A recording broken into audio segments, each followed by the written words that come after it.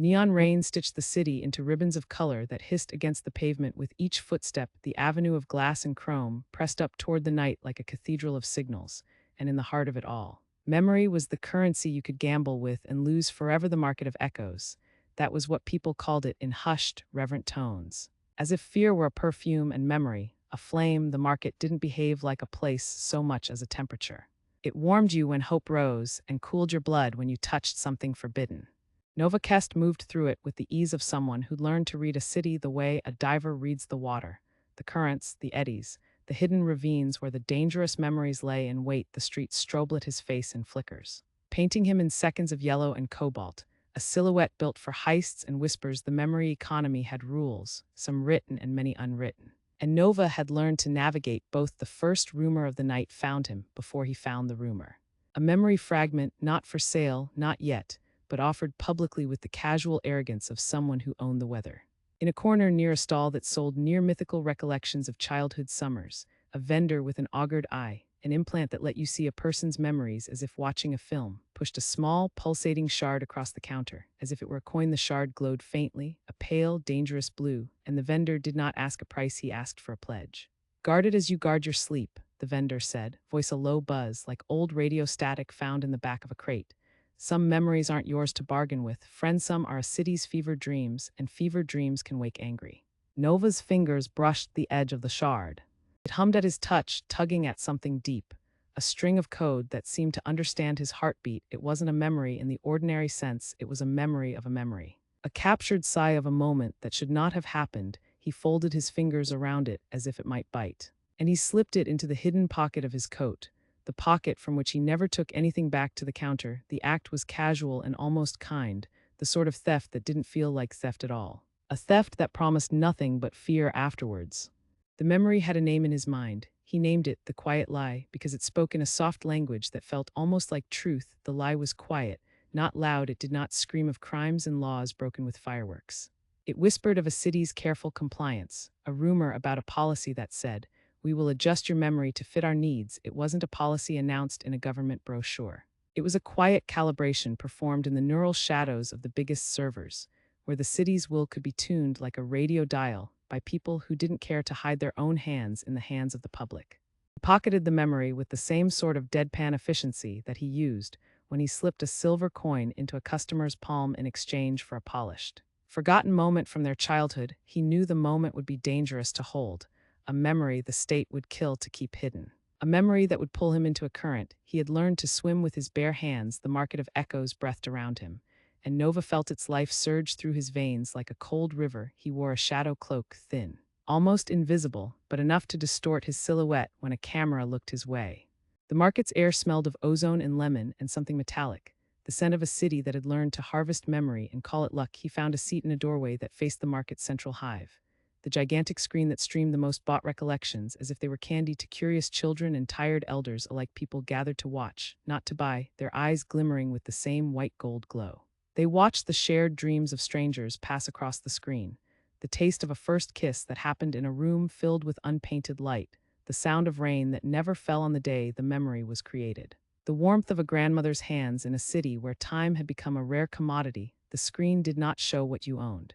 It showed what you could borrow if you dared to step closer to the truth. Nova's gaze slid away from the screen and settled on a man who stood a few meters away, near a stall that sold second-chance memories. The kind that allowed you to relive a failed attempt at a first impression or an awkward moment with someone you loved. The man wore a coat of many pockets, each bulging with the memories he might trade away. Like a trader who carried entire fleets under his cloak, rather than ships in a harbor, he watched Nova with a quiet interest. The interest of a hunter who had just found their mark. The man's face was calm, practiced. He didn't need to advertise the danger. His presence announced it. No one in the market was innocent, or so the stories claimed. Everyone wore a version of a mask, the mask of someone who had learned to bargain with the mind itself. The man approached slowly, letting his steps fall with the patient certainty of someone who knew Nova's type, someone who understood that Nova didn't steal for money or fame. Nova stole for something deeper, a need to keep a flame burning in the tunnel where memory could be tempered, where truth could be remade into something the city could live with, something that could be handed to a child and not set them on a path they could never return from. "Need to borrow a memory, Nova?" the man asked, and his voice carried the spice of smoke and rain. a sound that seemed both familiar and foreign, like something you thought you knew but couldn't quite place. Nova looked at him, studying the man's eyes, which held a depth too honest to be normal. The world's shadows lay in those eyes, the kind of shadows that could be used to hide a city's lies or to reveal a city's truths. Always, Nova said, with a smile that did not quite reach his eyes. But I've learned not to borrow the dangerous ones openly. The man nodded, the corners of his mouth turning slightly upward, as if he enjoyed this game. Dangerous memories aren't the ones you steal. They're the ones you're unlucky enough to hold after you've stolen them. They come back to bite you in the back alley of your life. Nova shrugged. The phrase sounded like a warning and a dare at once. He knew what the man meant without asking for details. The danger wasn't simply in the memory. It was in the memory's owner's desire to control who could see it, and when if a memory was shared in public, it could become a weapon as easily as a shield. The man's gaze sharpened. In the neon glare, it was as if an entire history coiled behind his pupils, ready to spring. You took the memory public, he said, almost as a statement of fact rather than a question. That was bold. Nova let the moment breathe, letting the market's hum rise and fall around them like the tide. Fear is for those who can't pay the price of truth, he replied, which was the standard line he used whenever he needed to mask his own tremor at the height of risk. The man's smile became more pointed. Then you've learned the price of truth isn't paid in coin or credit alone. It's paid in memory, your own memory, and the shared memory you become when you walk through a city that remembers everything you do. Nova felt the weight of those words in his chest.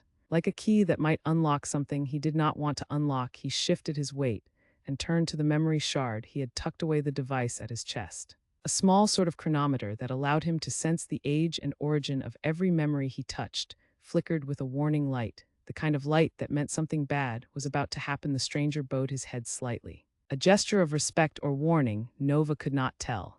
Then he turned and disappeared into the crowd, leaving behind a faint scent of rain and metal. Nova watched him go, feeling the sudden, sharp sting of being watched. The market had eyes, and those eyes did not forget that night. When the neon city slept in patches and the river of traffic slowed to a sigh, Nova sat in his tiny apartment above a noodle shop that sold memories of summers to the hungry, and hopeful. The place smelled of soy, car grease, and something more elusive, a fragrance that Nova could not place, a scent that told him the city was listening to him, listening to his heartbeat and his breath. He placed the shard on the table and watched it glow with a pale, patient light that settled into the room like a friendly ghost. The memory felt old, older than the city itself. In some sense, its edges were frayed, as if the paper had been chewed by time and then pasted back together, but the content didn't feel old. It felt urgent. It spoke to him in a careful, quiet voice that only memory could utter. It told him what the vendor had warned him, that the city's policies had been calibrated in the past, that the state had developed a technology to rewrite not just your memories but your understanding of your own life, and that those responsible would do anything to keep this quiet. Nova had learned to read a memory the way a hunter reads an animal's tracks. By the way it whispered to him, by the way it asked him for permission to be seen. The piece asked him for something in return, to be shared openly, to be talked about with people who would question what they believed about safety, about risk, about the nature of reality. And it whispered another thing in a language only a few could understand, something about a city's foundation, something about a lie that had become a truth by force of repetition and fear. In the quiet hours of the night, the ghost of the memory, if one could call it a ghost, began to talk to him in more persistent but still soft ways. The ghost did not have a form you could point to. It was more of a palpable presence, like a draft moving through the room, and whenever Nova slept, the ghost wandered into his dreams, not to torment him but to instruct him, to remind him of what lay beneath the market's glittering surface. We are not what you steal, the ghost would say, though the voice had no body. It spoke as a chorus of small things, hints, sighs, a key turning in a lock that wasn't quite there. We are what you let us become when you share us. If you share us beneath the lights, we become a map. If you cape us, we become a maze. Nova woke with the memory shard still glowing softly in the room, the color now a more urgent blue, a hue that suggested something more dangerous than mere curiosity. The ghost's presence hovered near the edge of his consciousness, a shape without a shape, a memory without a home. He knew that something was coming, something of consequence that would demand he choose between a life of safety and a life of truth. The next morning was a different hush altogether. The market of echoes, which had slept with a velvet calm and the perfume of possibility, woke with a tremor.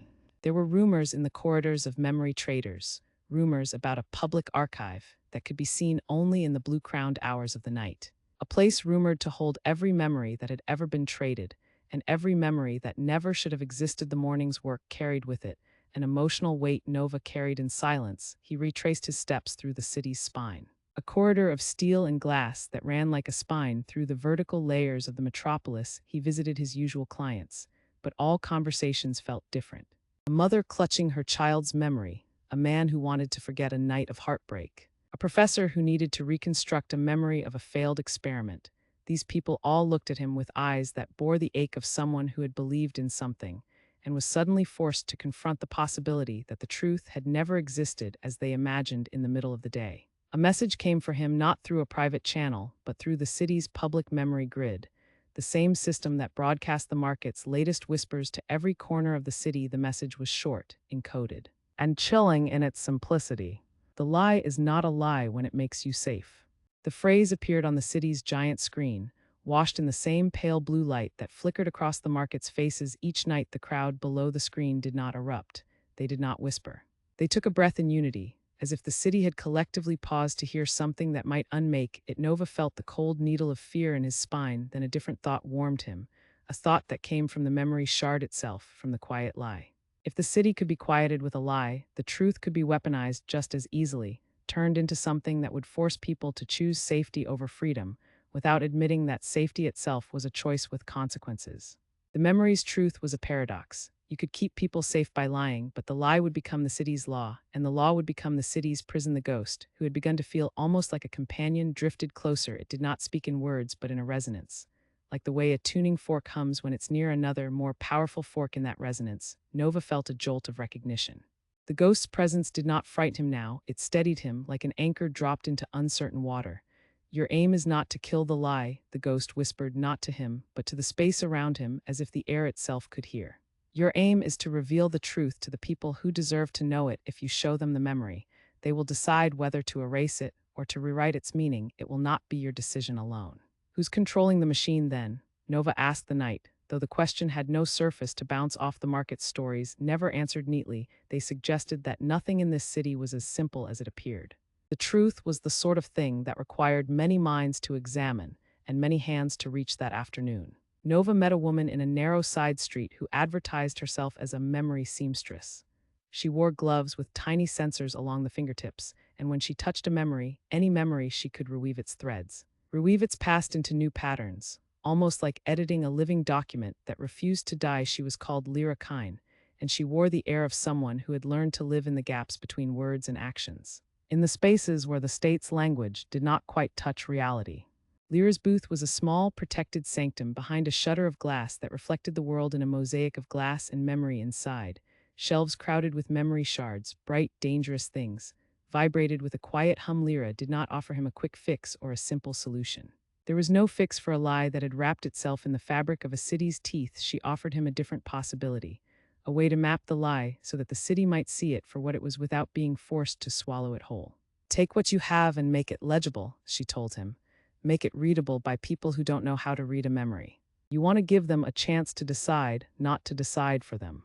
Her hands moved with the precision of a watchmaker. As she examined the shard in his possession, her gaze remained calm and steady, not betraying any plan or fear. She did not ask him to trust her. She asked him to trust the process, which was something different altogether. Why would you help me? Nova asked when she finally stepped back, having completed a careful, almost ceremonial examine. Because the market has become a chorus of silences, she replied. Because the city needs more voices, not fewer, and because every memory is a thread in a larger tapestry. If you pull the thread without knowing what you're revealing, you might unravel the entire thing. If you pull the thread with care, you might strengthen the weave. Nova shrugged, but the sense of inevitability settled into his gut like a stone. He had to decide. Was he going to keep the memory safe by hiding it, or reveal it in a way that could liberate the city, or at least push it toward counsel and debate rather than the quiet compliance that had become a habit? That night, he walked the Riverwalk, where the city's lights reflected on the water like broken lanterns. The river carried memories of the day's conversations, of people who had spoken of a life beyond fear, a life where truth could roam free and not be burned for it. The water's surface shimmered, and the city's towers, tall, careful, and always listening, cast long, watchful shadows. The digital ghost hovered near him again, a soft, intruding presence that felt both intimate and unsettling. It did not appear as a form, but as a current, a whisper of cables and quantum threads that carried data from one mind to another in a way that would make the old physics blush with envy. Do not fear the choice you face, the ghost murmured, more a presence than a voice. If you are ready to share, do so with care. If you are ready to erase, do so with the knowledge that the city will learn its own history in a different way. The idea of erasing the lie, delete a memory from the grid, wipe its traces from the public stream, haunted Nova with a curious, almost childlike fear. It would be easier in some ways, quicker to end the uncertainty. But violence does not come only from those who pull triggers. It also comes from silence. When you erase what is known, you change what people know to be true, and you give power to those who want to decide what the truth is for everyone. The next day, Nova found himself confronted by a group of hooded figures in the market's deeper tunnels. The hidden, darker corridors where you go when you want to speak in whispers and think in shadows. These were not merely thieves. They were a movement, a coalition of memory smugglers, memory engineers, and memory merchants who had learned to live in the gray zone between legality and necessity. The leader was a man with a scar along his brow that looked almost ceremonial. As if it had been carved by heat, he introduced himself with the weight of a man who had seen too much consequence from small actions.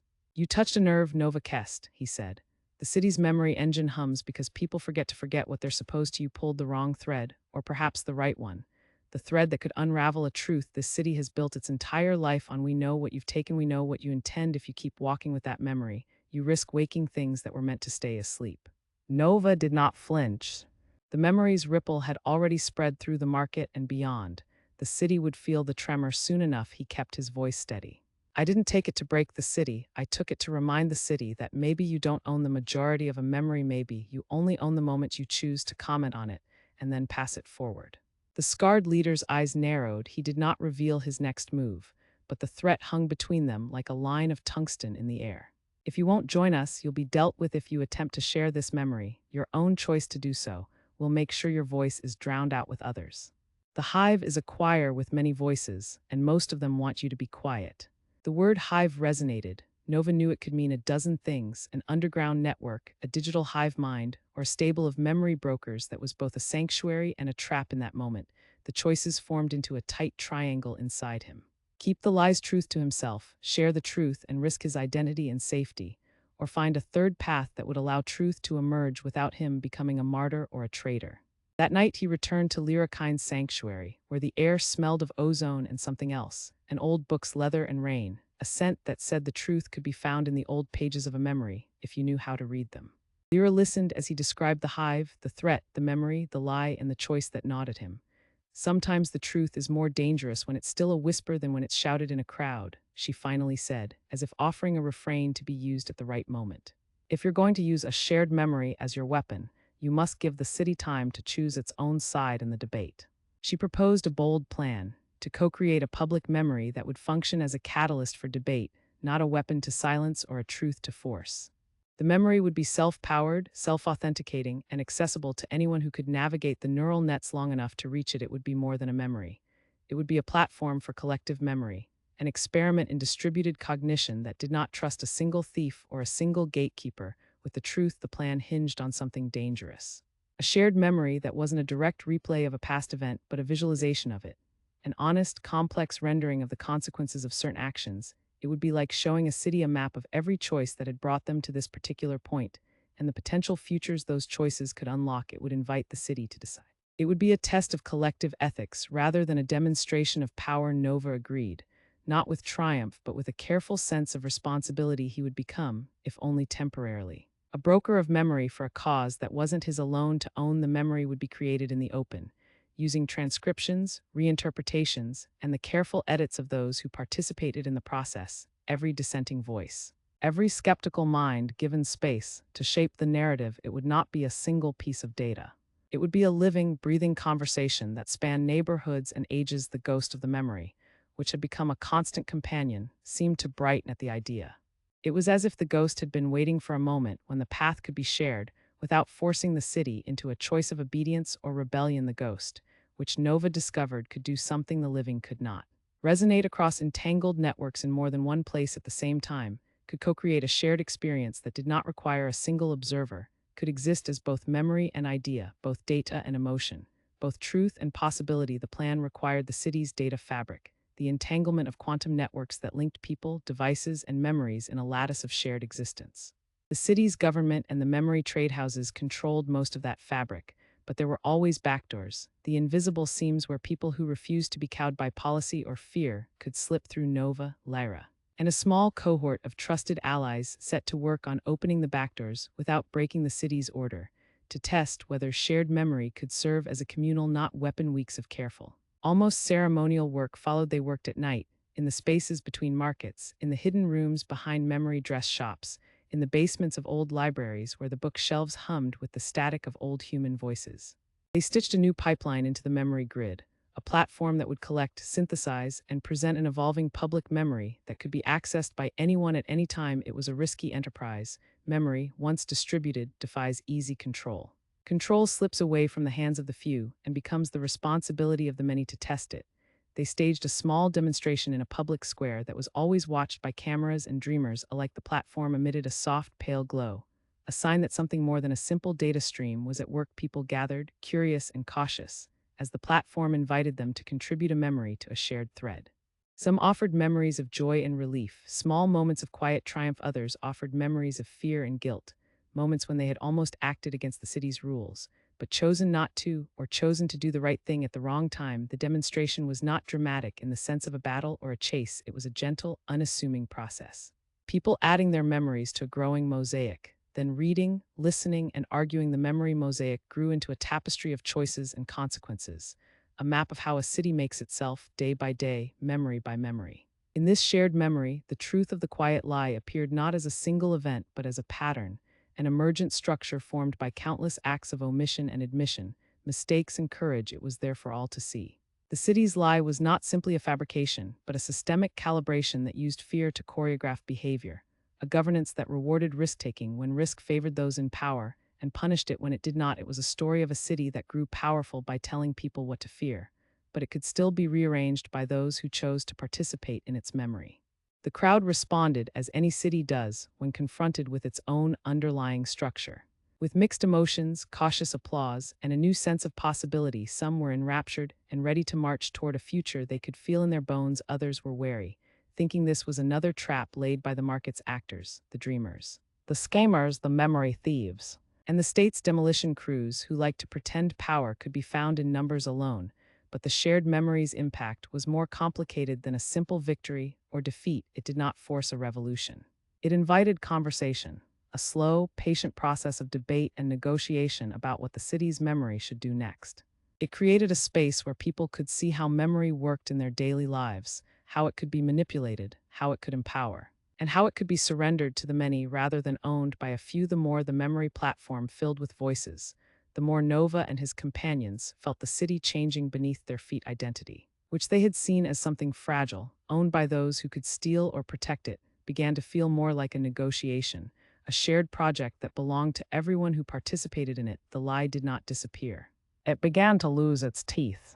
It lost the power to frighten because it could be seen in the open, examined, discussed, and interpreted by the city's people rather than by a handful of gatekeepers. The rival hive, the hive, learned that their control over the memory's narrative was cracking. They tried to respond with force, with the old tools of fear and suppression, but the city's responses, debate, protest, art, and the simple act of sharing a memory in the light of a public screen, made their fear smell old and tired. The hive's members found themselves facing a crowd that refused to be coerced into silence, and their own fear of losing control kept them cautious. The fight, if it could be called a fight, shifted from the physical corridors of the markets to the moral corridors of living rooms, classrooms, and neighborhood gatherings. In the end, Nova's plan did not erase the quiet lie. Something more important happened. A new culture around memory began to appear. People started to demand that memory be treated as something to be shared, not owned or stolen, a communal resource to be cared for as a public trust. The city began to reimagine what it meant to be an individual within a society where memory no longer belonged to a single thief or a single state. As the platform matured, Nova realized something about himself that he had not expected.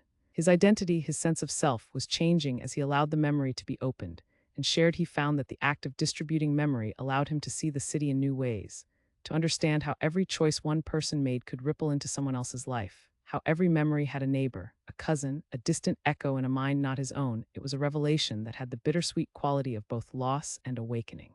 In releasing the quiet lie from the vaults, he had not lost his past. He had redefined it as something no one could own completely, something that transformed as it moved through others' minds one night. After the demonstration's impact had settled into a new normal, a city where memory had become something like wind in the trees, Nova stood on the rooftop, where the river's glow spilled across the water like a galaxy spilled into a bathtub. The ghost hovered nearby, a gentle, pulse-like presence that hummed with the net's energy. The digital companion did not offer sympathy or judgment, only a patient, almost tender guidance. The lie still exists, the ghost reminded him in that soft resonance that felt almost like laughter. But now it has a hard truth to share with the city. It has to answer for its role in shaping a society that was built on fear.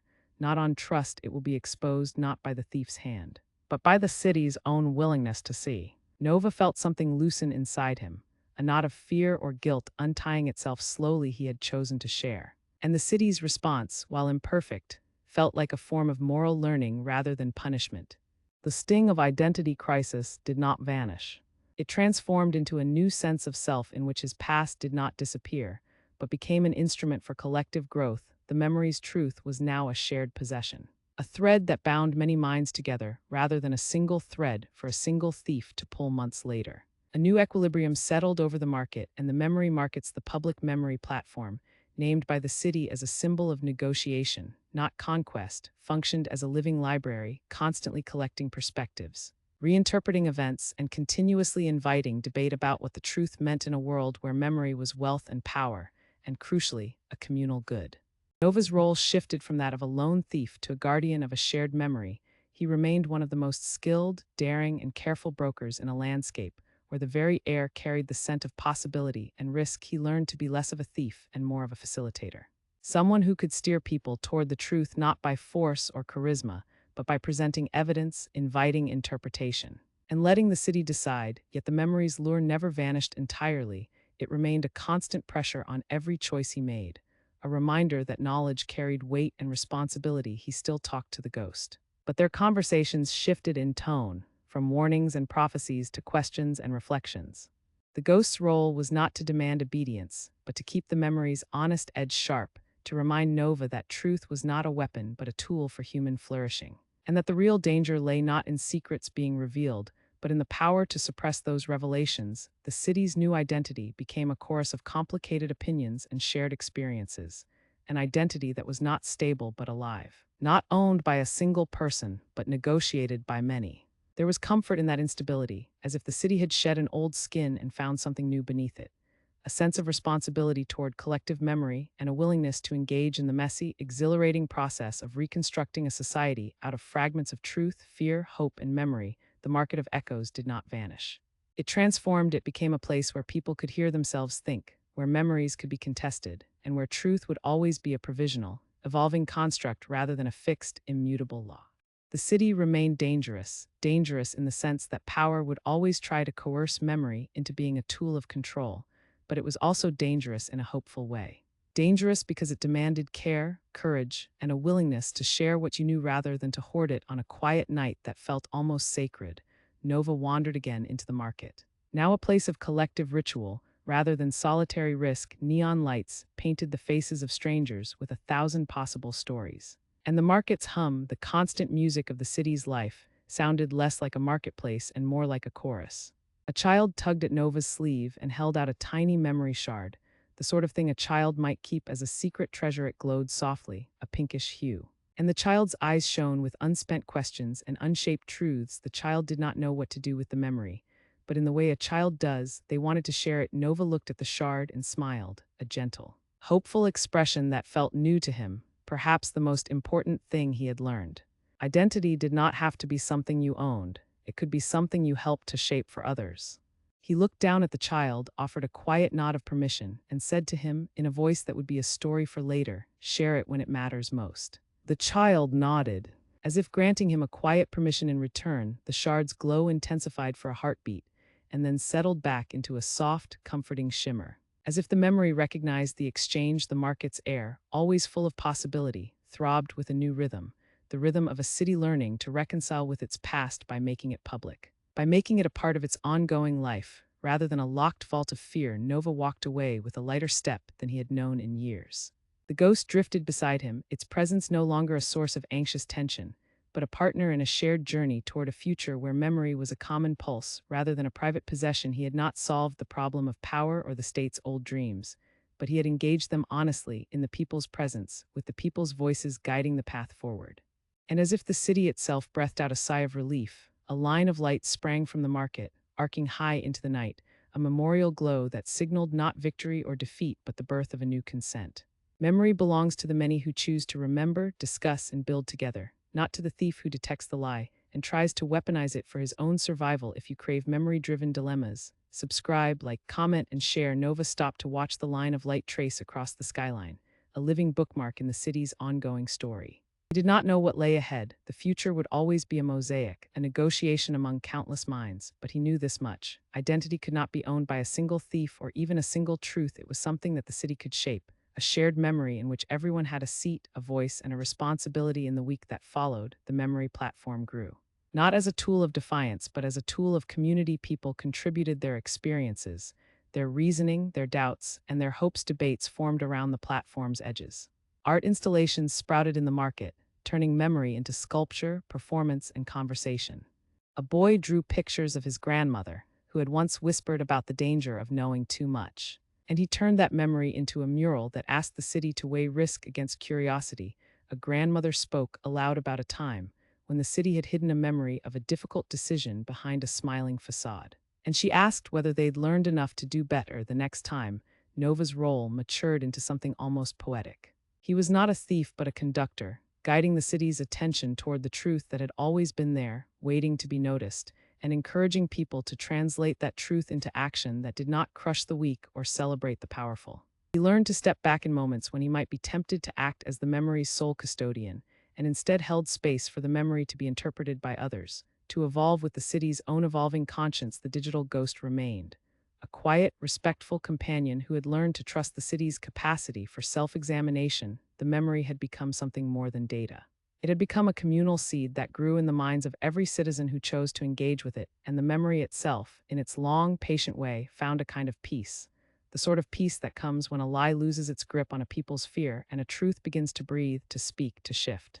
The end of the old era, where a memory thief like Nova could pull a dangerous fragment from the ether and slip away before the consequences caught up, became the beginning of a new era, where a thief could become a guardian, a conspirator could become a co-creator, and a city could become something larger than its political power or its memory market. It could become a living archive, an ethical instrument, a forum for debate, a shared dream that the people of the city would nurture together. In time, the market of echoes settled into its new identity, and the city, with all its remarkable, flawed, glorious stubbornness, began to imagine itself anew. As a civilization that did not fear new truths but learned to live with them, to translate them into action, to transform fear into courage, and to transform memory into a bond among all who dared to remember. The lie still existed in some corner of the city's memory, perhaps as a cautionary tale whispered into the shadows, where it was whispered by the old-timers as a fault in language, a fault in the heart of the market. The lie had learned to travel in the carriage of rumor, wearing the disguises of a kinder memory and a harsher truth, slipping through doorways, reappearing in a tailor's stitch, in a grandmother's lullaby, in the charge of a child's laughter when the lights dimmed, and the market breathed in chorus. It was not a dragon to be slain, but a memory to be stitched into the city's fabric, until one thread could bear the weight of 100 truths. In time, the market of echoes settled into its new identity, and the city, with all its remarkable, flawed, glorious stubbornness, began to imagine itself anew. As a civilization that did not fear new truths but learned to live with them, to translate them into action, to transform fear into courage, and to transform memory into a bond among all who dared to remember. The lie still existed in some corner of the city's memory, perhaps as a cautionary tale whispered into the shadows. But it found itself no longer in control of the stage. The market had become a public square of sound, a place where every voice could carry a lantern and every memory could be weighed in sunlight. The night the city gathered to witness its own reclamation, the market's alleys wore the palimpsest of evening. Crates stacked with objects that hummed with stories, stall lamps pulsing like slow heartbeats, and strings of copper filaments fringing the air as though the night were a harp waiting for strums of truth. The market's keeper, a former cartographer named Solène, stood at the edge where the old brick gave way to the glass pavilions. Her eyes reflecting a constellation of whispers. Solène had learned to read the city's breath, the little tremors that ran through the crowd when someone remembered a thing too precisely, the soft hush that fell when a rumor pretended to be destiny. She had learned to trust those tremors as if they were currents in an ocean, and the city were an island that learned to swim tonight's ceremony had a name even more declarative than its purpose. The confluence, it was not a demolition of old claims, but a gathering where the last echoes of the lie would be weighed against the first glints of a new memory. A platform had risen in the market's heart, a low dais built from the same cedar that had once furnished the town's shipyard, where stories were stitched into sails and sent out to sea. On it stood a vessel, a brass-bound ark carved with the faces of those who had spoken here before, each panel a face, each face a recorded breath, facing outward to the square, to the faces in the crowd. To the river that carried the echoes to distant districts from the far corner of the market, emerged a woman whose steps seemed to measure time with a meticulous, quiet rhythm. Her name was Lyra, though she preferred to be known by the echo of her instrument. A flute carved from salvaged timber, its keys made of cut glass that could catch a rumor and bend it into a note. Lyra's hands held the flute as if it were a compass. When she breathed into it, the market listened as if the world had paused to hear its own heartbeat. She was not the lead speaker, but the keynote of the night's memory work. To listen until the lie's undertow loosened and revealed the current that could pull all the other stories into one strong course, Solène spoke first, not to condemn but to invite. In the market of echoes, we learned to hear what belonged to all of us. We learned to fear rumor not for what it could destroy, but for what we could become by choosing to remember together. Tonight we lay down the old fear as a stone in the riverbed and open the channel for a river that cannot be driven back by silence. The crowd's murmur rose, a tide that seemed to reflect the city's many colors, the copper of a sunset, the blue of a feverish night, the warm amber of a quiet dawn. The lie's remnant stirred somewhere near the edge of the crowd, a shadow that wanted to become a rumor again, but as Solène stepped back, it found itself dwarfed by a new shape. A child who had learned to translate echoes not into lies but into civic acts. The child's name was Nico, a vendor's son who ran a stall that sold small, remembered things. A pebble you could pretend was a planet, a thread that could remember the day you bought it, a bottle that held the sound of a neighborhood bakery at dawn. Nico wore a scarf that his grandmother had knitted from threads dyed. With the day's first light, he did not speak much. Instead, he breathed into a little device he had built from scavenged glass, a machine that could replay short bursts of voices, not as they were spoken, but as they sounded inside a person's skull, filtered by the ear and memory's own gymnastics. It was not a weapon, but a map. "Listen," Nico said, not loud but clear, as if he were whispering to a child who slept within every listener. He activated the device. A chorus rose, a slice of the market's earlier history, voices overlapping in a chorus that told of a lie once believed, then confronted, then transformed into a shared responsibility. To keep memory honest, to test truth with memory, to choose to tell the truth even when it hurts. The echo machine did not reveal a single immovable truth. It offered a mosaic, a shifting panorama of what people remembered about the lie, what the lie had promised, and how memory's guardians, those who kept records, those who sold rumor as if it were a remedy, had shaped the city's decisions. The mosaic showed a chain of choices. Fear of consequence leading to silence, silence leading to a power that could bend a truth into a weapon turned against the weaponry of fear, until the city learned to wield memory itself as a shield and a compass. As the mosaic rippled through the square, Solène stepped forward again, her voice a steady drumbeat. "We do not pretend that the lie vanished in an instant. We recognize that it learned to hide in plain sight, to become a voice that claimed to be a memory, to present itself as a guardian of safety when it was nothing more than a censor's friend. Our strength is in our willingness to hear all voices and then decide what to carry forward, what to lay down, and what to transform. Tonight, we do not erase the lie, we transform it into a lesson that memory itself cannot lie about." Lyra lifted her flute, the glass keys twinkled, catching the moonlight that spilled through the open roofs above the square. She paused, letting the silence stretch, then breathed a thread of music that did not plead or threaten but offered a kind of invitation. An invitation to participate in the act of remembering, to hold gently the parts of the past that were painful, and to bind them into a future that did not forget. A hush fell as the illusion of finality began to crack. Voices rose in turn, not as arguments but as declarations of intent. People spoke from all corners of the market. The stall-keepers who traded in memory, the engineers who built devices to translate emotions into data, the elders who could recite pages of warnings and warnings again, the teenagers who believed that the future could still be drafted with bright ink. They spoke not to condemn the lie, but to reframe the lie as a historical hinge. A hinge that allowed the city to swing from fear to understanding, from isolation to solidarity. Then a figure stepped forward from the periphery, a woman whose presence commanded the attention of all even though she did not press toward the microphone.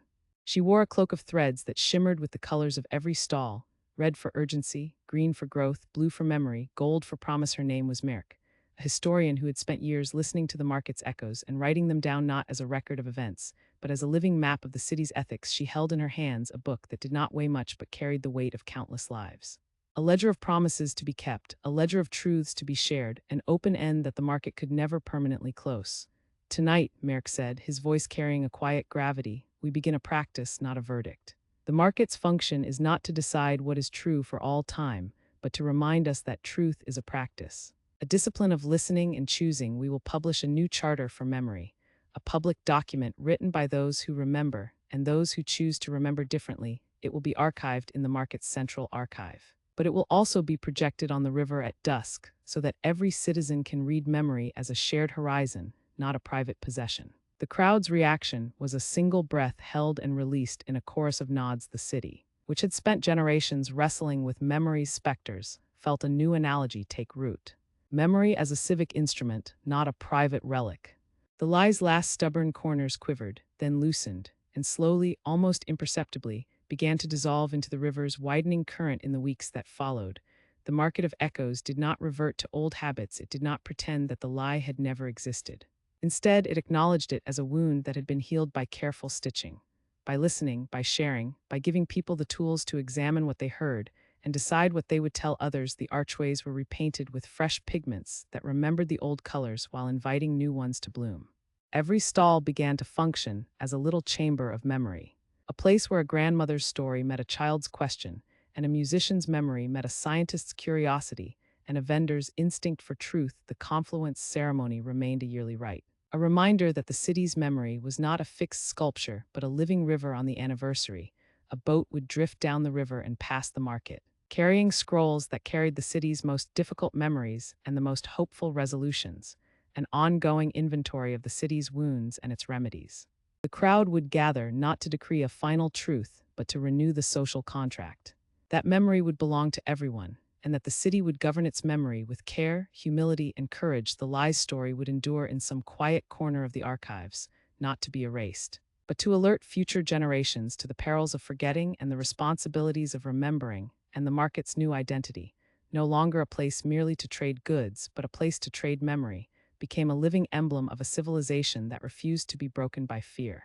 The market signs glowed with that promise. A banner torn at the edges and repaired with gold thread, the edges of the banner now seamless, telling a tale not of conquest but of responsible memory. The city learned to translate fear into courage, not by denying it, but by inviting everyone to name it, examine it, and choose a path through it together. In the end, the lie did not vanish as if it had never existed. It transformed. It became a cautionary image, an image of a time when memory was weaponized and power taken from those who remembered rightly. The city's response was to ensure that such power would never again be concentrated in a few hands. Memory, once weaponized by fear, would now be distributed and democratized. It would belong to the squares and the river, to the markets and the schools, to the old and the young, to the immigrant and the native, to the tired and the hopeful, to the ones who lived in shadows and those who carried the sun in their pockets. The lie's memory remained as part of the market's tapestry, but it stood as a warning rather than a weapon. It reminded every observer that the truth was not a possession but a responsibility, a continuous, unending project of listening, rebuilding, and choosing what to carry forward. The city learned, finally, to imagine itself as a civilization that did not fear new truths but learned to live with them, to translate them into action, to transform fear into courage, and to transform memory into a bond that could bind even the most diverse and stubborn hearts. And so the market endured, a testament not to what was once hidden and then revealed, but to what a people can do when they decide to remember together. The lie's echo faded into a soft, almost pleasant whisper, not silenced but redirected, a gentle reminder that memory is a living thing, and living things grow when tended with collective hands. The city did not forget, it did not pretend. It chose to remember in a way that built. The market's lamps burned long into the night, the river carried the clarities of 1,000 voices, and the city slept with a future bright enough to hold its own innumerable truths. In that quiet aftermath, the market did what it had always promised. It kept the memory that would hold up a civilization when the night grew long, a memory that would never forget the cost of fear, nor the value of courage, nor the unending light of a community that chose to remember and to become better because it did.